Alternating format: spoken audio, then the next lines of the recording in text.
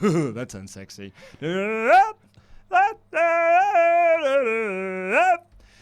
It's what? No, what? That's a terrible intro. Another main roster star has defected to NXT.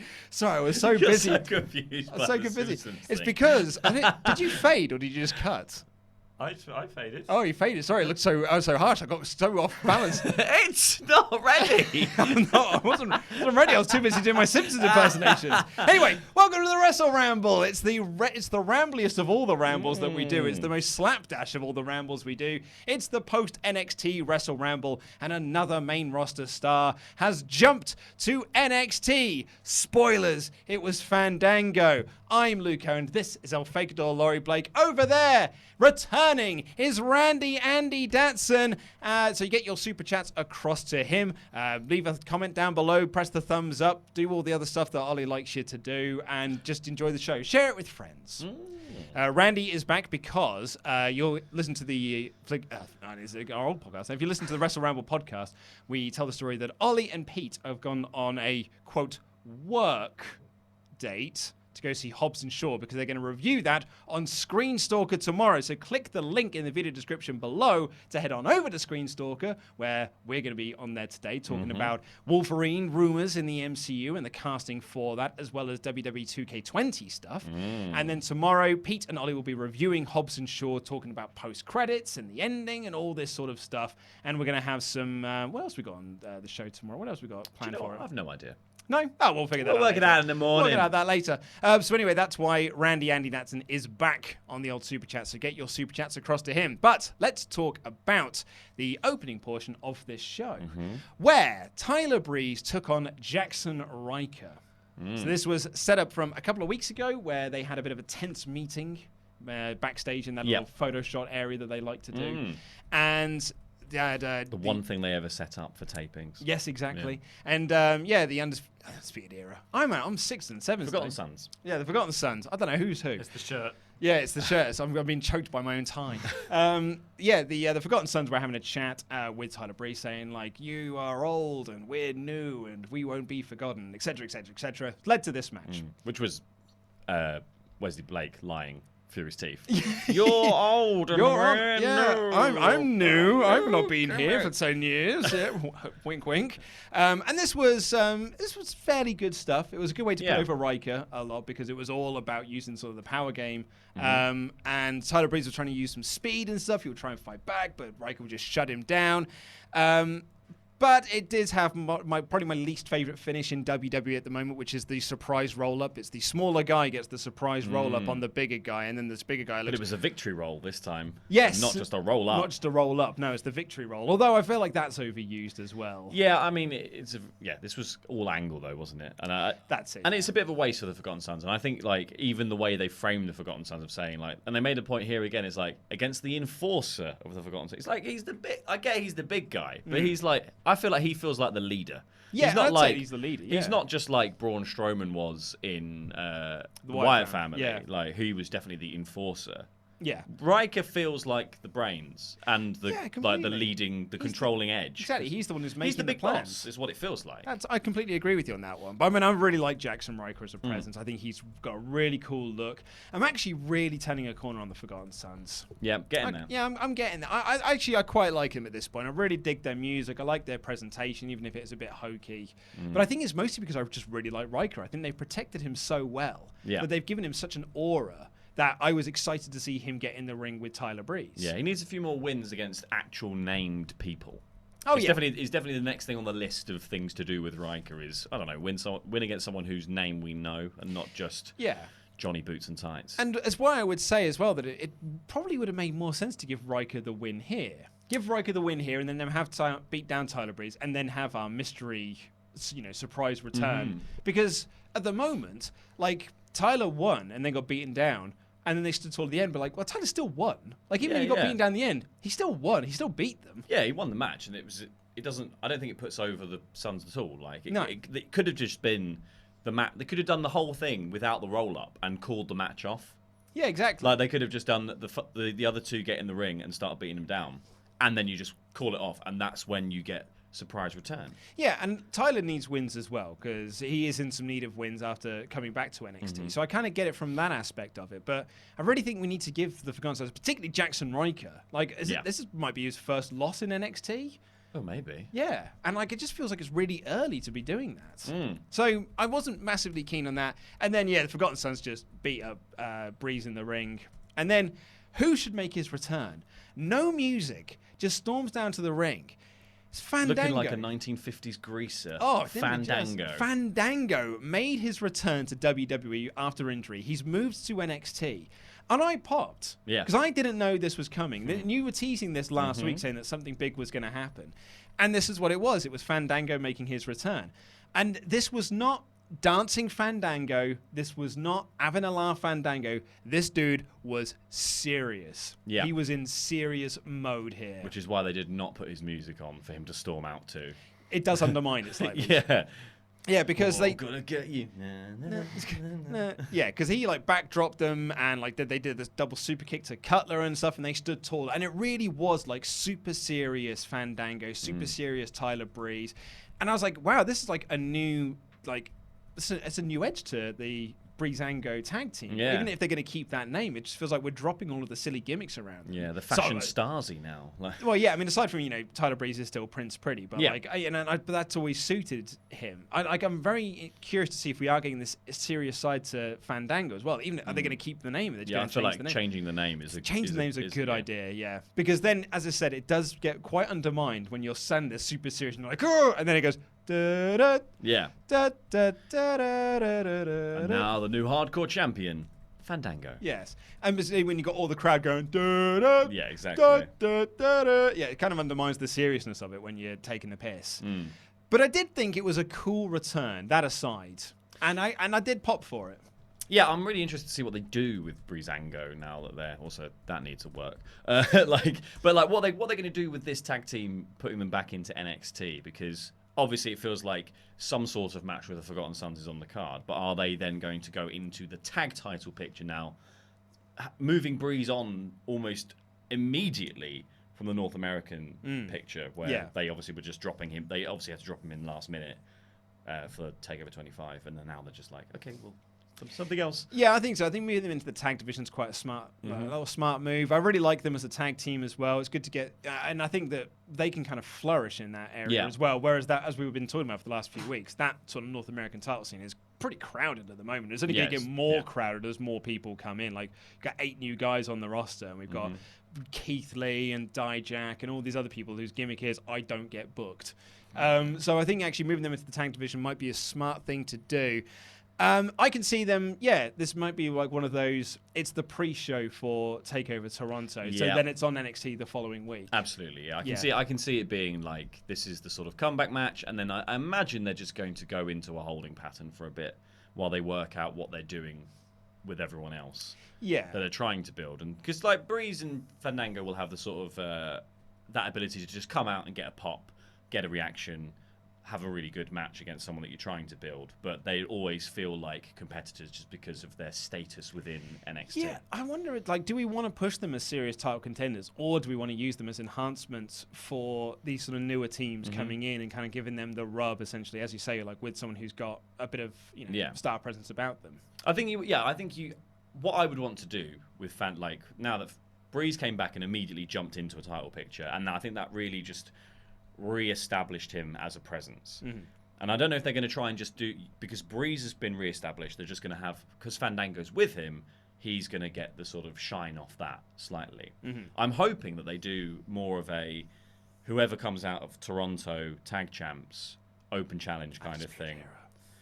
Open challenge kind of thing ends up being Breezango. They get a star-making performance, probably a loss. You don't need them as the tag team champions, but something that establishes them again is like, oh yeah, these guys can wrestle and they can go, because that's the thing I think they were missing on the main roster, is that there was very limited amount of time for them to ever really shine as in-ring talents. I thought the Fashion File stuff was so funny and really interesting, and I liked the gimmicky matches they had with the Usos for that short run that they did. That was the best stuff they did. That was the best stuff they did, but it was like, and then it was just disappeared off TV.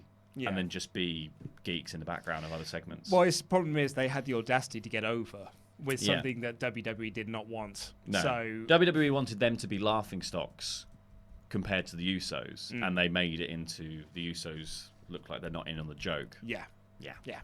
Anyway, let's jump over to Randy Andy Datson and your super chats. What are people saying? People are saying they like your shirt, Luke. Thank you very much. Main thing that they are saying. But Thank you, in terms of super chats, we are starting, as we often do, with Tim Arndt, who says, I feel like all of the segments on this show were rushed to make more time for the main event. What are your thoughts? It went through a very fast clip, I think, this show. I'm not sure. The only segment I would say that felt rush was the Shayna Baszler segment. Yeah. That I was actually a bit disappointed by that. Yeah, that was... We'll get onto it, I guess, but like we've been saying for weeks that they needed a big Shayna Baszler promo to really put over the Mia Yim match, and also to draw... I just feel like draw it into something that feels like it's going somewhere. Yeah. It kind of felt a bit disjointed, and it's... I get what's happening. Like, I understand the story completely, but it also isn't setting my world alight. There's not a lot of heat behind it. Yeah. So I don't think the show felt rushed. That main event did go quite long, and it was terrific for it. But yeah, apart from the Shayna Baszler thing, I thought everything was all right. Yeah. It just nice clip, I thought. Yeah. Cool. Tim again says, also, I'm glad to see that Shayna Baszler is following Rowan and Dane's fashion by wearing band shirts, a highlight of the show for me. Yeah, my notes here read Shayna Baszler wearing a Slayer t-shirt, so she's the best one now. Slayer are one of my favourite bands. So as soon as she came out, I was like, well, I want her to be the champion forever. So many people in NXT like Slayer. That's because like Slayer are awesome. Everyone likes Slayer. Yeah, There'll be a new favourite person every week. Then that's fine. Okay. I mean, there's a reason why everyone likes Slayer. Slayer are awesome. Fickle. Japanese Name says, last week you said they shouldn't have had Lee versus Priest, but that's how real sports work. Momentum versus momentum, can't have it both ways. Yes, to a degree, but Keith Lee hasn't got any momentum. Yeah. I think that's the point. Yeah, momentum versus momentum makes sense if you're like title picture Johnny Gargano versus Adam Cole. Yeah. And like you can come out of that with a solution. The problem is the momentum versus momentum thing with Lee and Priest is that there's no real winner. No. In that scenario. Like it's like you just have to ruin somebody at the point where it's like quite crucial that they get wins. And that's what I feel both people are at the exact point where it's kind of vital to win. That's it, yeah, because if Lee beat Priest, then Priest looks like a bit of a chump because he got beat by someone who hasn't been on TV at all and the last couple of times he's been on hasn't been winning. Yeah. And Priest wins, doesn't really do much because he beat a guy that's been beaten a lot anyway. Yeah, but also a guy who they've just spent 10 minutes of TV time being like, oh, he's not got any push. He's not going anywhere. I'm going to completely change my character and be a completely different guy. And then he turns up and he loses again. It's like, exactly, yeah. It's been what on now? TV for weeks on end saying, like, I've done nothing here. Yeah. Like, he's it does nothing had for like other guys. 5 backstage promos. Yeah. Like, so it did nothing for other guys. So, yeah, so, I mean, you are right. Like, momentum versus momentum is how you should do things. That's why we keep saying, like, don't do Black versus Fiend now. Build both guys up. Give them both, sort of, like, keep them separate. And then you do the big Aleister Black versus Bray Wyatt match. But you don't do it out the gates. But have a reason, have a thought afterwards of when someone loses, what's going to happen. Because Keith Lee, surprisingly, absent this week. No mention of him whatsoever. Yeah. Japanese Name again says NXT trivia. Winner gets 2 points. I don't know out of what, but you get 2 points. Who was Gargano's first singles NXT TV loss to? Ooh. It was in 2016, but I'll let you have a guess. It will be his first match. Baron Corbin. Well, that's a good guess.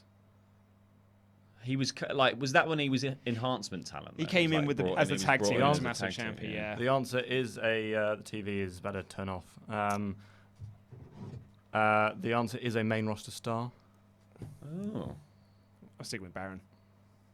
Miz. Samoa Joe, apparently. Oh. So neither of you get 2 points. Foreskin Max says, I will always love the cell where Ric Flair takes a few steps and then falls. If you had to take a stink face from any male wrestler, who would you pick? Huh. What a bizarre little connection to those two. Yeah. Yeah. If I had to pick any male wrestler to take the stink face from, Adam Cole, he's got the loveliest bottom. Yeah, it would be someone slim. Yeah, or well perfumed. I think Adam Cole's well perfumed. Finn Balor. Yeah. Finn Balor, yeah, he's quite small. Yeah, we should get face paint. Like, you just get the paint all over your face. That's the last thing you need. Who wears the most clothes?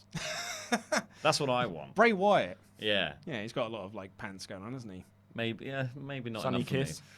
Sunny kiss, yeah. Mm-hmm. At least go with an expert. Let's do. Yeah, that's true, actually. If I'm having a butt in my face, I want it done properly. Yeah, exactly. Yeah. Let's do 3 more for now. The Adnap2 says, feel like I've seen more Slipknot in NXT than I did on Kerrang in the early noughties. That is not feasible. Absolutely not feasible whatsoever. They were like every third song. Undisputed Zay, thank you for your donation. And finally, it's Jobber JJ says, hello boys, Andy, I'm working on getting better at writing and hopefully one day I'll be on board with the WrestleTalk crew. We've had dozens and dozens and dozens of applications to the website, so unfortunately not everyone was able to jump on board, but I'm sure in a couple of months we'll be looking for some more people, so do ask again then. Cool. Well, thank you very, very much. Yeah, and it's an excellent website. Right, so the show kicked off with that Tyler Breeze and Jackson Riker match, and then we got a recap of Aop Shirai and Candice LeRae last week. And they said Candice Michelle then. Candice Michelle. Because we made that joke earlier. Yeah, we made that joke in the office earlier. Candice from last week, and then Candice was standing outside Full Sail waiting for Io to arrive. We then had the only place she would have come from, the southeastern quadrant. Through a whole building, it's a whole campus, Candice. She could have come in French any bit. other way. Through the French bit. Exactly, little French square. Smuggled it in a baguette. We then got the other semi-final for the NXT Breakout Tournament between Bronson Reid and Cameron Grimes. This is all right. It was okay. It was slow. Yeah. Is how it never didn't really do much for me. Yeah, it never there was a lot of sort of like limp punches and clubbing hits, but they were like, oh, got you. Yeah, I was expecting more of like a Clash of the Titans kind of thing here, and it just never really got to that stage. Yeah, it was just Bronson Reid using his power. I mean, I've got very little notes for it. Both guys looked just tired. Like, Yeah, you know what I mean? yeah. I think like maybe this was late in the tapings. Yeah, they'd already been in a match at the tapings. They'd already done something, and it just felt a bit like sleepy. Going through the motions. Yeah. Like, I liked Reid's senton that he did. That was really nice. And Grimes did a very nice lariat. But he just sort of hit the double foot stomp from out of nowhere and won. And advanced to the finals to face Jordan Miles. Yeah. I would have liked a bit more maybe setting up Grimes. If Grimes is going to be the heel in the Miles match, because he was slightly like, a bit heely in his first match, it would have been nice to see more of that angle played out here. Yeah. If that's what we're going to do, because I don't know if that's what they're aiming for, but it would be really cool to set someone against Miles, because you can see he is such a hyper babyface. Yeah. That it would be good to have somebody heel focused to face him, and that's why Grimes seems like the obvious choice as well through this tournament, because Trevor Lee's amazing. But then just make it so that he feels bad. Yeah, I kind of see what you see there, because he wasn't acting much like a heel in this match. No. He was just a wrestler within the match. And that's not the worst thing in the world, because No. he's a great wrestler. But one of Trevor Lee's, or Cameron Grimes' great strengths is that he's a tremendous heel. Yeah. And he can really get the crowd to hate him. He's very, very good at that. And it would have made sense in this match as well to have like Bronson Reid dominating through power, and then Grimes' comeback comes from slightly underhand tactics. Yeah, I think I can get behind that. I mean, I think the match between him and Miles will be good. I'm not really feeling Jordan Miles at the moment. No, I'm actually kind of hoping Grimes wins the tournament. Yeah, I could see Miles getting the win, but Yeah. I'm kind of also hoping that Grimes wins, comes out on top. It's just I don't think that I love Cameron Grimes, but Jordan Miles has not been my favorite person in this tournament. Yeah. I was way more into Garza. well, yeah, Garza and Swerve. I was much more into those guys. But that match is going to be happening at TakeOver Toronto, the finals, and the winner gets to choose an NXT shot of their choice. So is it? It's not. It's on the pre-show of TakeOver Toronto, and it's being aired it? the week after. 'Cause they were saying okay. it's from the. They were saying this will be on NXT from the Scotiabank Arena, but they were differentiating that from. So I'm assuming it's going to be filmed before Toronto, Yeah, that makes sense. and then aired the next week. Yeah, I mean, because they've announced Io and Candice, so I guess that's got to take a slot up on the card as well. Yeah. Which I guess also is probably why they chose Trevor Lee and ACH Yeah. as the two to be in the final, because they'll, in front of a larger crowd, probably be more more recognizable names. We're getting an in-depth look at Gargano versus Cole next week, which I'm sure will be a lot of fun. And also next week, we're going to get Matt Riddle versus Killian Dane. A match that I thought was bound to happen at TakeOver. Yes, yeah. Or at least on like the TakeOver that follows it, kind of like we're talking about with the other two matches. I could have, but no, we're getting it next week apparently. It won't happen next week. It Yeah. will be pushed, I think. I just want to see what band T-shirt Killian Dane comes out with. That's this time. it, yeah. But yeah, Matt Riddle also had an interview and it was fine. I didn't like this interview. No? No, I thought it was like... I thought it was a typical Matt Riddle interview. But he really. was put through a stage. Oh, yeah, no. He was put through a stage and he was just topless coming out of the gym like, hey, man. Like, it's like, no! Cool, whatever, That's bro. like, I get, like, if he comes and beats you down, like, it's like when Cassius Ohno showed up and started hitting Matt Riddle, you can have a promo later being like, you cheap-shotted me. This is more than a cheap shot. This was like, I'm hospitalizing you, thank you. And then they were just like, yeah, man, just... If Hey, he wants... Yeah. When you're right, you're right. That's a very good point. It just felt really dumb to me to be like, why are we just going like...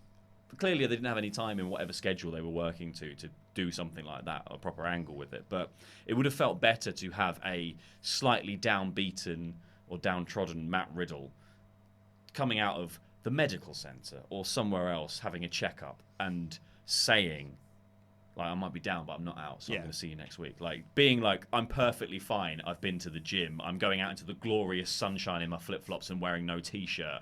It doesn't really sell. You really messed me up, man. I think Matt Riddle was too busy reading the excellent WrestleTalk magazine and just didn't have time in his busy schedule for Hurt, yeah. For anything else. Speaking of which, you were talking about flip-flops. You actually watched some NXT UK. Yes. And I believe Tyler Breeze made Tyler a comeback. Bate, yeah. Tyler Bate makes Tyler Bate makes a big comeback on NXT UK from last night to set up a match with Walter at TakeOver Cardiff. Should be an amazing match. And he jumps in from the back after his music hits. Imperium leave the ring and go guard the ramp. And he dives in from the back of the ring and starts wailing on Walter and taking everyone out with all these crazy kicks. Whole time he's wearing like flip-flops. Oh, there's Nike flip-flops. Yeah, there's like whatever they're called. Sliders. Wear proper shoes. Like, look like you've come with a plan, man. Like, no one cares about NXT. yeah, not like you go into the UK. shops in the middle of this.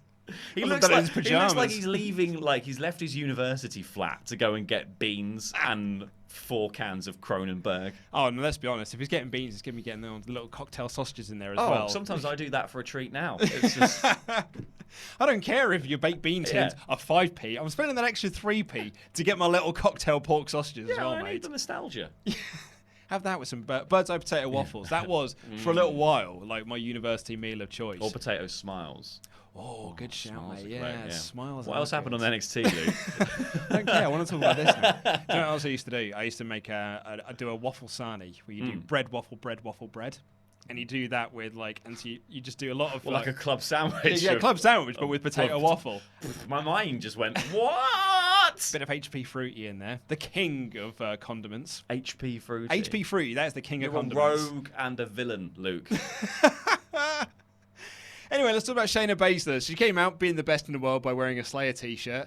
And she stormed out of the ring, and I was geared up for this promo. Yes. I've been saying for the last couple of weeks, this is what I've been waiting for, is I've not massively been into Mia Yim attacking innocent people backstage. I know someone said they're not that innocent, they're the heels. And I'm like, they weren't doing anything wrong at the time, though. Like, Yeah. Jessamine was working out. And to be... Rena was parking a car. And the heel stuff they've done, generally speaking, has been in the ring. Yeah. Or in the performance center, and like she just attacked someone outside somewhere. Like, I don't know, you could have played more of, there could have been more of an angle with Mia Yim here of like, she starts to act, not heelish, but she starts to act more aggressive. And they could have done more to like reprimand her. And I would have liked that. I think being like, she's banned from the arena. So that's when Shayna feels like she can come out and say her piece because Mia Yim's banned. And then Mia Yim can storm down. And then you could have ended this whole segment with a pull-apart brawl. That's what I was expecting. Yeah. Like, surely these two should have been pissed at each other. Yeah. Like, Shayna Baszler should have been, like, you know, chomping at the bit to tear her apart because she's been beating up her friends and, like, putting them in the hospital and stuff. Mia Yim should have been so much more cocky and wanting to beat her up because she's now got a free shot to get against her. Yeah. It was really missing something. We could have done with like Shayna. I know Shayna's not the sort of person who would have had security, but if Regal had insisted that there be security to keep Mia Yim out of the venue, Yeah. it's a shame because that would have been a similar to angle to what they were trying to do with the Candice stuff as well. But like, you could have done like there's security around the arena. Mia Yim can't get in. Baszler's like, well, I was going to make a promo anyway. I don't care if she's here or not. Mia Yim turns up. Then you do this huge confrontation. Yeah. It all goes tits up. And Yeah. suddenly you've got this big brawl going on. That would have lit a fire under this feud. It and really would have instead, done. it feels like everything that's happened, while being meant to be badass and wrong and a bit too far, has been treated as if it's not. Like, like Baszler coming out and going like, you hurt Marina and Jessamine. It's like, how Mean Girls a sentence does that sound like? I was going to say, like, that's not Baszler, man. Yeah, it does, and it just like, I get that those are their names. Yeah. But when you don't, like, Jessamine Duke sounds like a wrestler. Jessamine and Marina sound like two people you go for tea with. Like, they sound like they're holding mimosas when you say their names. Yeah. And it doesn't, like, it didn't help either. The verbiage that she was given was to say, like, you're not a street, like, I'm a fighter, you're just a street rat. It's like, it's not bloody Aladdin. Yeah. Like, we're not having a feud with Aladdin. Street rat! Scoundrel, take that! Don't want me and go like, let's not be too hasty. One jump ahead of the Baszler. And she was just like, game recognizes game, and you're looking real familiar. And I'm like, this is crap. See, I like that line. I like the line of, like, you think this is a game, or game recognizes game, and you It didn't work. It needed more to it. It needed more to it, because, like, she gets up in her face, and Baszler just raises the title, and her music plays, and she walks out. And it was like, what? Like, Mia Yim has been dismantling Baszler's, but viciously so. Okay, so in that scenario, at least say the reason I've done this is so it's just me and you, like, and properly make. I know she mentioned it here in passing, but like, make that the focus here to be like, you're a cheat. You cheated against Io Shirai. Yeah, like you cheated against Kairi Sane. Kairi Sane. Now you can't cheat because you ain't got any mates. Yeah, it's me and you. Proper, like, Look, I really like Mia Yim. I think Mia Yim's a terrific wrestler. But I'm genuinely hoping at Toronto that Duke and Shafir come out and interfere in the match. Yeah. I really hope they come back and get their retribution. But they could like, the angle for this could have been what they were doing with the Io angle. And like, what I loved about the Io Shirai cage match was when Nigel and Mauro and that were on commentary saying like, Baszler's very comfortable inside the cage. And then you make the match at Toronto be a cage match between Yim and Baszler. And suddenly that's turned on its head because she doesn't want to be in a cage with Yim because Yim has just, like, murdered her two friends. Yeah, she's a street rat. Yeah, and, like, sure, I'll get dirty. Don't touch my tail. You'll make it dirty. Don't touch my clean Slayer t-shirt. Yeah. But then, like, that should be... I think that would be a better angle for it. It's like, Baszler is trying to avoid Mia Yim now at all costs, and they finally get this match where they are locked in. Candice was waiting outside and William Regal walked up and said that Io's not going to be there tonight because he told her not to come to the building. And then Candice said that she wants a match at TakeOver. Regal said, I don't blame you, and then makes the match and tells her to go home. So we are getting Candice versus Io Shirai at TakeOver Toronto. I think that's a cool match. I think that's a cool match. Would have been better if it's Kairi Sane. 100%. Would have been better if it was Kairi Sane. Would have been better if Candice LeRae had asked for Io's address. I'll have said, myself. So I'm waiting here to beat her up. Okay, well, I want a match at TakeOver then. It's like, you could just take her address now, go around. And next week, we've got a contract signing between the Street Profits and the Undisputed Era. And then in our main events, we had Roderick Strong versus Peter Dunne in a terrific little match. Very good. Yeah, this was a lot of fun. Yeah. I really enjoyed this. It was a bit sloppy in places. That sunset flip powerbomb was kind not of ready. Unexpectedly in a Pete Dunne match and a Roderick Strong match, actually, to be so sloppy. But there was some really, really cool stuff in here. I love the detail of Roddy's fingers were taped together from the finger snap angle they did last week, and then that played into the finish. Yeah, like that's how Dunne won the match, was by going back to those fingers and making Roddy tap out. I thought that was a really nice little detail, and I really appreciate that. And they did a lot of stuff like that where it was similarly like Roddy working over Pete's back, and there was that bit where he got him. He's on the turnbuckle, and Roddy's on the apron, and he just drags him off. Just drags him off to almost like a backbreaker on the apron. Sorry, Matt. I thought there was some really good stuff in there. Lots of strikes and reversals. Felt very like a Rev Pro match at times, and I really liked that, or a Progress match. Big DDT reversals. Loved Roddy's selling of the left arm. Like his arm was like hanging down limp. The commentators were really putting that over. Yeah, and he was like avoiding using it for a lot of the matches. Yeah. So it was really, really clever stuff from Strong.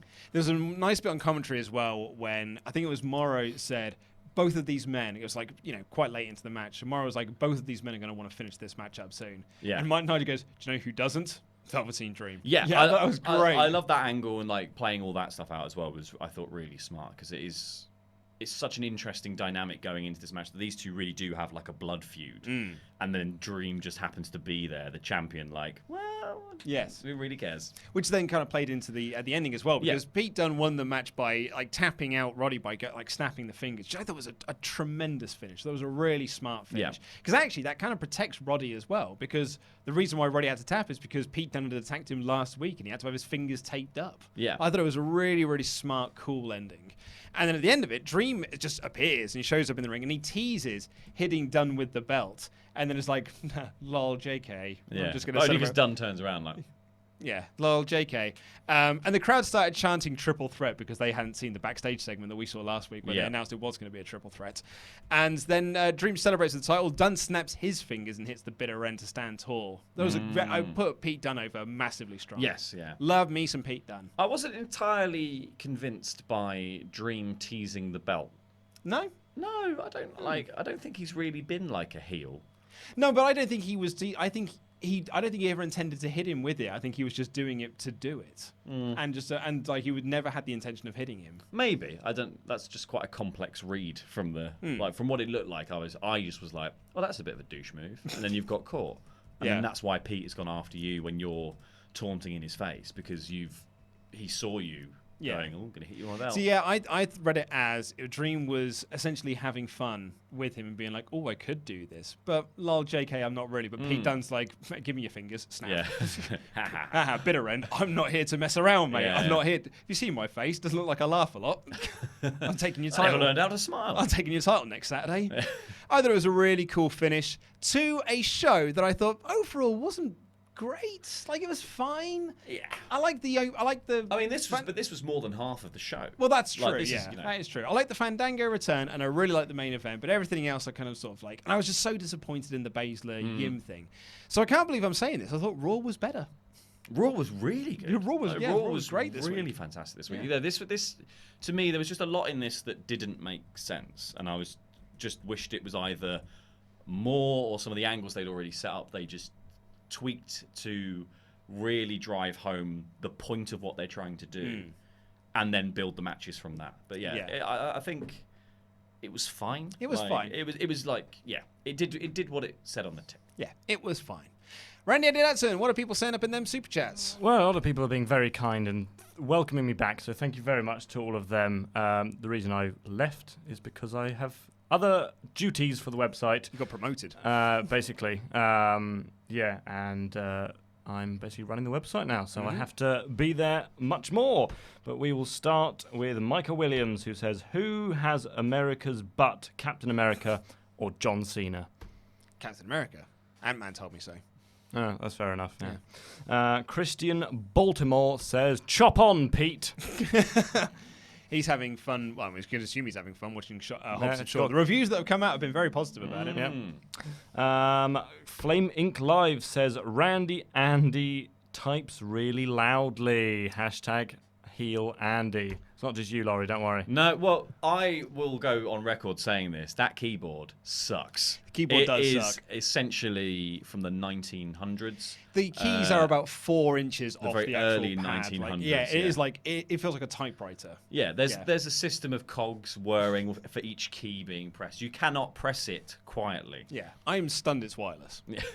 I'm stunned. That's how loud it is. Yeah, that's the thing is that's because it's actually forcing the letter through mind powers to the computer when you press it.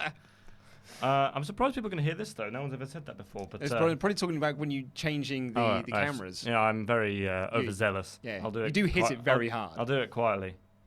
Jamie Donovan says, hey guys, first time super chatter, love the show, you guys rock. Did any of you catch the ICW Shugs house party over the weekend with Kushida versus Jackie Polo? I was there. It was amazing and well worth a watch.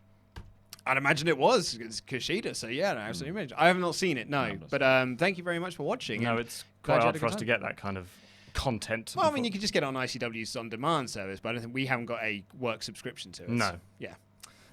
Justin Anzaldua says, Justin from Houston got my Ridge wallet. Hey! Love it. One of these bad boys. I've actually got one in its packet here. Yeah, I'm the only person in the office who didn't get one. Yep. Amazingly. Reason for that, mate. Because I wasn't there. Exactly. M.A. Campbell says, love everything you guys do and came to say having Candice versus EO on a takeover card is a great idea. Love it. Absolutely love it. Cannot wait for that match. This is one of the few times that there has been 2 women's matches on. It's not. It doesn't happen often. It's not the first, but it is. Yeah, one of the few. Yes. And I think it's one of the few times it's actually felt like there are 2 stories big enough to do that with. Completely agree. Yeah. Are there 6 matches now? I would guess so. Yeah. Which is unusual as well. It's strange that just EO goes emo is a much bigger and more interesting story than Baszler versus Yim. Like it's weird, like it really is. EO's got leather trousers now. Like she's got cool new entrance music. Whoa, emo Shirai. Well more into her than I am Baszler Yim.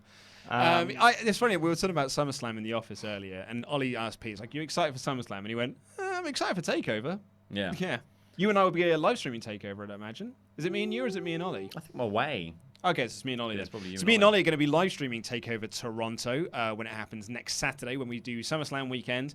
We'll also be live streaming SummerSlam. So put it in your diary. Come and join us. Which they've just said is going to be 6 hours long for you there, Luke. Of course so it is. I mean, yeah. Enjoy that one. Sweet, I'll be monitoring the super chats from my sofa, I imagine, because I'm not going in for that. Ryan B. Bad says, but Luke, no one smiles like Jordan Miles. Vince thinks it's good S-word. Vince doesn't care about NXT. Triple H thinks it's good S-word. He's probably never heard of I was going to say, Vince has no idea who Jordan Miles is. You got to also realise that they're just trying out characters. Yeah. Like, they didn't want to call him ACH and let him be exactly who he was before. So they're like, do things. I don't like it. No. No, sir. Unfortunately, it rhymes with Miles. Guess so it's not going to go anywhere, is it? Adam Pearson says, hello, Adam. he's just invited me to Edinburgh with him, so... Is he going to the comedy festival? He sure is. Ooh, cool. He says, will we see a resurgence of fandangoing? I don't think we will. No, I hope not. I genuinely think they might change his name to I think they will. Dan Fango or something, because if he's going to come down like that, then they can't have him next week turning up and going, way like that. That's what I mean. Like, I think he's got to have a whole gimmick change. Yeah. Micah Williams says only in WWE development. It's only in WWE where the development could be better than the main roster. Well, they're allowed to be. They're allowed to have those sorts of matches. Pete Dunne and Roderick Strong wouldn't be allowed to have that match on Raw or SmackDown because it's for a different audience. Yeah, and I think also if Vince had oversight of NXT, they wouldn't be allowed to. Yeah, if Vince cared enough to watch NXT, he'd also be like, don't do that because that's better than Raw. Exactly. Yeah, well, if Vince had control over NXT, they'd have Raw and SmackDown TV matches. Yeah. But it's Triple H wants to emulate the indies in a WWE environment. So that's why they have these matches here. Boy, howdy does it work. And boy, howdy does it work. Main difference is just promo work, I guess, and amount of promos you have to cut. So that's pretty much it. But our last one is from the poor wayfaring gamer. Says, do you think Ciampa will go back to NXT or to the main roster? This is following, I guess, reports that he may be coming back sooner than we thought. Yeah, mid-August they reckon he's going to be back. So I'm NXT. He's got to finish up that story with Johnny Gargano. I'm absolutely expecting him to finish, either turn up at Toronto in some capacity or immediately following on the NXT that they tape afterwards. Yeah. There was, I think it was, I can't remember who it was now. It might have been you that suggested it, or it might have been Simon, but they were talking about like the William Regal announces the special guest referee. Oh, yeah, that was me. It was yours, it's the third thing. It's the Undisputed Era come out like wearing ref shirts, expecting it's going to be them. And it's like, you're not the special guest referee. Yeah. It's this chap. And it's Tommaso Ciampa. Yeah, well, I was thinking maybe they did a handicap match. Regal says handicap match, and everyone immediately mind would jump to the Undisputed Era and think Regal's turning heel. And then he could go, oh, it's this guy. Yeah. And then Ciampa walks out. Or it helps Johnny win the belt. Yeah. So he can win it back later on. Yeah, no, I think I could He's fully expecting Tommaso Ciampa to be at TakeOver Toronto. Yeah, so the reports are he's back wrestling by mid-August, which is great news. Yeah, really, really great news, and what a quick recovery as well. Like that's a terrifyingly quick recovery, considering that he only went out in April. Yeah, that's a really quick turnaround because we thought he was going to be out for the rest of the year. But anyway, that is all we've got time for on this edition of the show. Thank you so much for all your super chats. And if you are watching this on catch up, please do click the videos that have just appeared on the desk to catch up with the Let's Russ Talk awesome things. I've been Luke Owen. This has been our fake doll Laurie Blake. Over there was Randy Andy Datson. Click this link down below to head on over to Screenstalker. Me and Laurie are doing today's video talking about MCU casting rumors for Wolverine and WWE 2K20 and loads of other good stuff. Thank you so much for watching. We'll see you later. Take care. I love you. Goodbye.